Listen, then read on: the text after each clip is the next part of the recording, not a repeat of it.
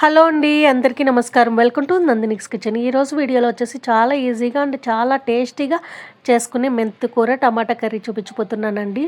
మెంతికూర టమాటా చపాతీల్లోకైనా అన్నంలోకైనా చాలా ఈజీగా చేసుకోవచ్చు.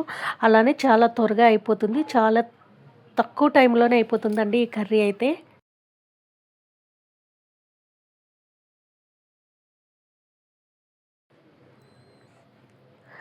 దీనికోసం అయితే నేను ఒక మెంతికూర కట్టను అయితే తీసుకున్నానండి. ఇవి మొత్తం శుభ్రం చేసుకుని చిన్న చిన్నగా కింద కట్ చేసుకుని వాటర్లో వేసి నానబెట్టుకుంటున్నానండి. ఇప్పుడు ఒక ప్యాన్ తీసుకుని దాంట్లో 2 టేబుల్ స్పూన్ వరకు ఆయిల్ వేసుకుంటున్నాను.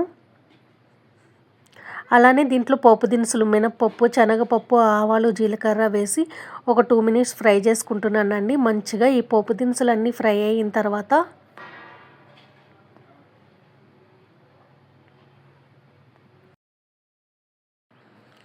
2 ఉల్లిపాయలు పెద్ద సైజు అయితే కట్ చేసుకుని చిన్న ముక్కల కింద వేసుకుని కరివేపాకు, పచ్చిమిర్చి వేసుకుని మంచిగా దోరగా ఫ్రై చేసుకుందామండి. ఈ ఉల్లిపాయలు, కరివేపాకు, పచ్చిమిర్చి బాగా మగ్గనిద్దాం. ఈలోగా ఆకును మనం మంచిగా చిన్న చిన్న ముక్కల కింద కట్ చేసుకుని దీంట్లో వాటర్ వేసుకుని శుభ్రంగా కడుక్కోవాలండి.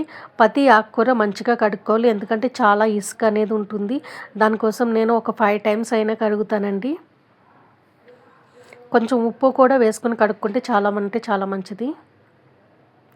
ఇప్పుడు ఈ మెంతికూరని చిన్న చిన్న ముక్కల కింద కట్ చేశానండి.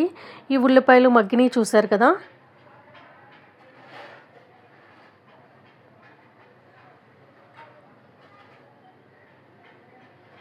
ఈ విధంగా ఉల్లిపాయలు మగ్గిన తర్వాత మెంతికూరని అయితే వేసేస్తున్నానండి. అలానే ఒక టమాటాని చిన్న ముక్కల కింద కట్ చేసి కూడా వేస్తున్నాను. ఈ ఉల్లిపాయలు, మెంతికూర, ఈ టమాటా బాగా మగ్గనివ్వాలండి.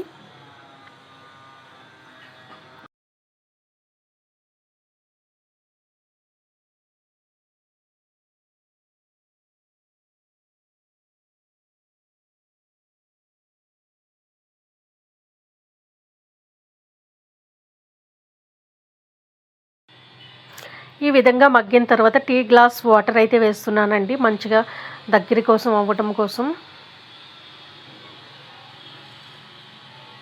ఇలా వాటర్ వేసి మూత పెట్టేసుకుని ఒక 5 మినిట్స్ తర్వాత చూపిస్తున్నానండి. చూసారే ఆకుకూర మంచిగా ఉడికింది. దీంట్లో 1/2 టీ స్పూన్ పసుపు, అలానే కారం, రుచికి సరిపడా సాల్ట్ వేసుకొని మంచిగా కలిసేలా కలుపుకోవాలండి.